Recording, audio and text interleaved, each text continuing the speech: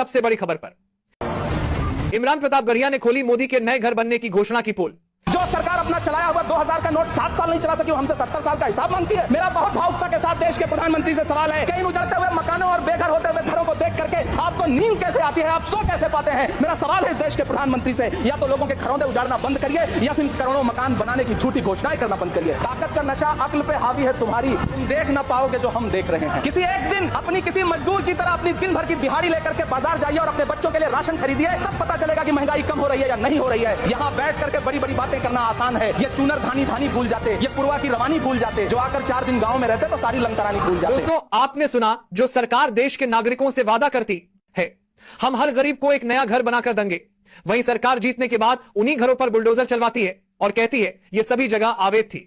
नजर डालते हैं अगली दूसरी सबसे बड़ी खबर पर। दोस्तों, संजय सिंह ने संसद में मोदी के सामने कहा, आप देश में फसाद कराने वाले हिंदू हैं।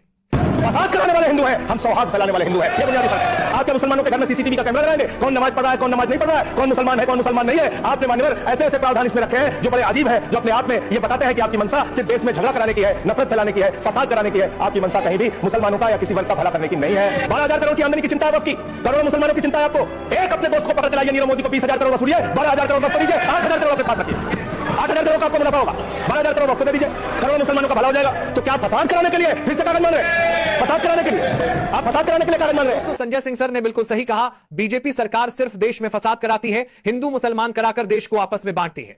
इसका ध्यान देश की बेरोजगारी पर नहीं है, देश में बढ़ती महंगाई पर नहीं है। नजर डालते हैं अगली तीसरी बड़ी खबर पर। संदीप कुमार सर ने खोली मोदी की पोल।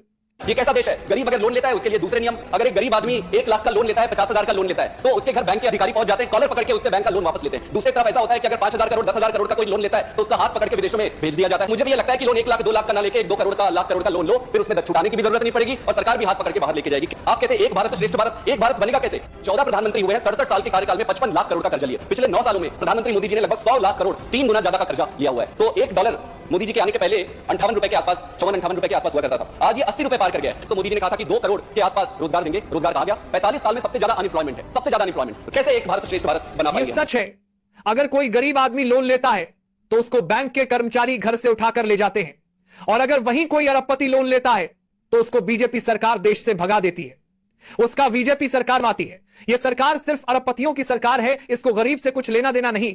नजर डालते हैं अगली सबसे बड़ी खबर पर।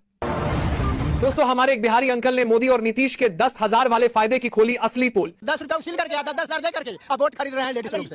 यही तो काम, हाँ, वोट खरीदने का काम कर रहे हैं। तो योजना है ना, योजना नहीं है, योजना इतना दिन से क्यों बंद था? इलेक्शन इतना दिन से कहा थे वो 10,000 रुपया देने के लिए। योजना नहीं